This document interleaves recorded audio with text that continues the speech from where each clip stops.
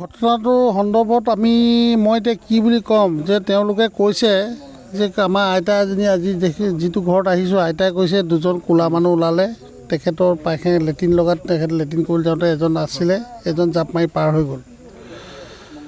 কিন্তু এতিয়া মই কথাটো কি ধৰণে বুজাম মইতো নিজেই বুজি পোৱা নাই। কিন্তু আইতাই যেতিয়া দেখিছে মিছা কথাটো সম্ভৱ নকয়।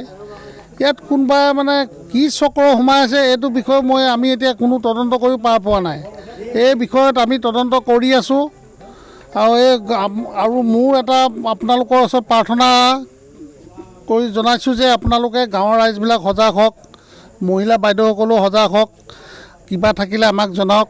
কোনোবা অচিনাকি মানুহ যদি গাঁৱে ভূঞে ঘূৰি থকা দেখে তেওঁলোকক আপোনালোকে ৰাখি তেওঁলোকৰ বায়'ডাটাখিনি চাই পেলাই আমাক খবৰ দিয়ক। কিন্তু আপোনালোকে কোনো ধৰণৰ আইনগত ব্যৱস্থাটো আপোনালোকে নিজেই নল'ব।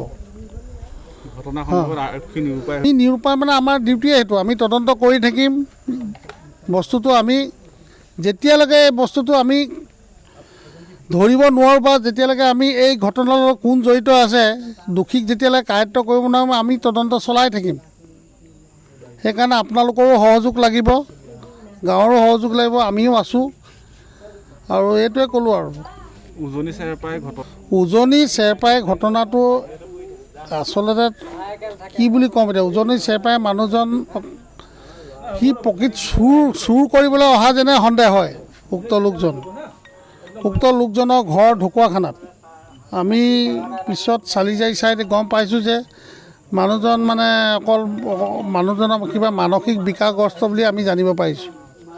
তেওঁৰ লগত কোনো 3-4জন লোক গাড়ী লৈ অহা নাই।